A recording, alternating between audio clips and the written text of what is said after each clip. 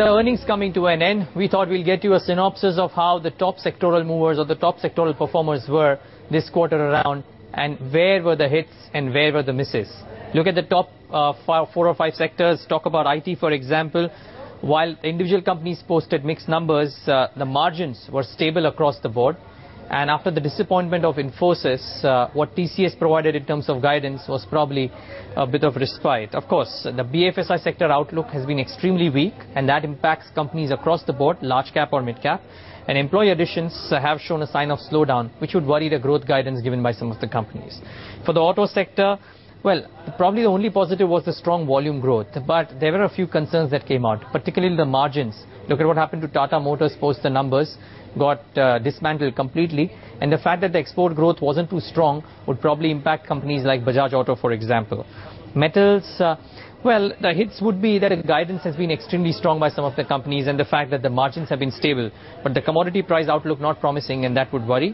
Telecom, the price elasticity for telecom companies rose, which was a positive, but the mounting debt remains a big concern for telecom space. Banking, private sector banks reported stable margins, which is positive. Asset quality pickup in private sector banks, but the PSU banks were a bit of a worry. Last but not the least, Reliance Industries, again a disappointing quarter given by the company, and the buyback not supporting the price either, so that remains a big drag. India Inc.'s earnings are over. It's not been that bad a quarter as many feared. There have been more hits than misses. And to analyze the impact of that on the market and the road ahead for India Inc., we've got a special guest, Tarun Kataria from Religare, joins us live on Business Tonight. Tarun, thanks for chatting with us. First up, how does the market read into India Inc.'s performance in the fourth quarter? India Inc., I think generally, earnings have, if you're talking about earnings have been under pressure, will continue to be under pressure with rates as high as they are, GDP sort of slowing down, and if you see a 5.7, 5.8 print next month, shouldn't be a surprise. So in the light of all of that, markets have held up reasonably well. FIs, I think, while a little bit jaded about India, continue to sort of hold their own and are not exiting sort of en masse. So, I think that sort of stuff holds up quite well. Earnings will continue to be under pressure for the next couple of quarters at least. And given all that, I think we're sort of holding up reasonably well. Well, that said, one looks at the recent quarter. Is it fair to assume that corporate India has survived a European meltdown reasonably strongly on its own abilities to keep up with domestic growth? Well, listen, 86% of our economy is domestic, right? So what it serves to do is obviously impact sentiment, and it impacts FI flows into India. More than that, is it an earnings drag materially on Indian companies that have no exposure to Europe? The answer is no. Thankfully we're a domestic economy, and that's one of the reasons why we're holding up. But globally, sentiment obviously flows into the economy, etc., continue to be muted. So it's a second derivative impact, if you will, as opposed to a primary impact. Well, let's talk about some of the sectors. Is the consumption theme pretty much at its peak? Consumer goods companies have delivered strong results, and will they remain the big driver for the market as well going forward? I think, let's face it, that's been the big driver for the last 12 or 18 months, and certainly from our perspective, we continue to be constructive on that sector. The only thing that worries me, and it sort of worries me a little bit out there, in the fact that if the economy continues to slow down, at some point that has to be impacted at least a little bit.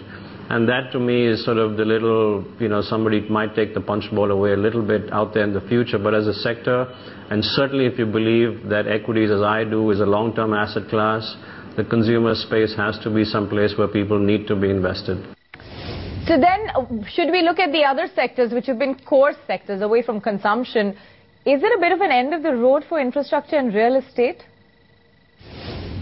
Well, it has been the end of the road for the last 12 or 18 months. So the point is, if something comes out of our political class in Delhi that, things will happen, and I'm told sort of some of these road projects are being given out quite well. So if it may just be the low point of it, and things might look better from here. If interest rates obviously get cut, that's good for real estate. So I think all the bad news is in these two sectors. We continue to be very cautious on it, until sort of, the view on interest rate changes. But I think you're probably at the low point of that right now. You spoke about rate cuts.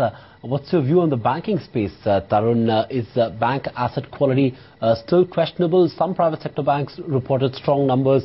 What factors are you watching out for? To my mind, I think a lot of it's already priced in there. As Relegate Capital Markets, to us, the high beta play in all of this is actually banks. We had a terrific run in Jan-Feb. Most of it sort of come off in the last few months. Again, if you're a long-term player, you've got to be in banks.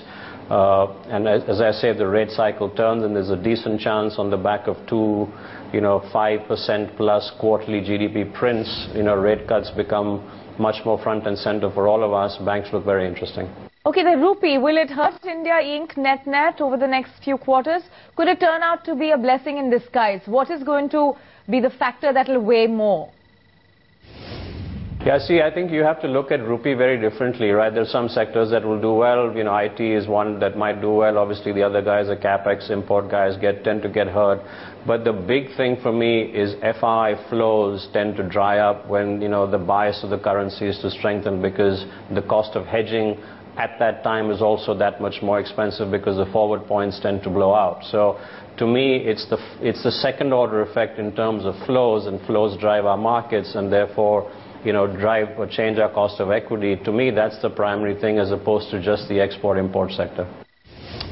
Tarun, final word from you. Is the rest of FY13 going to be tougher? Is it looking worse, or do you think we pretty much bottomed out and there's scope for improvement from here on? Gosh, I would like to think it's good. Certainly the next quarter will be a challenge, because I think we will be surprised with the GDP number that comes out next week. But if that leads to, a little bit more urgency in terms of reform, and certainly, a change in the mood in terms of where interest rates ought to be, you can expect the second half of the fiscal to feel a little bit better than we're feeling at the moment.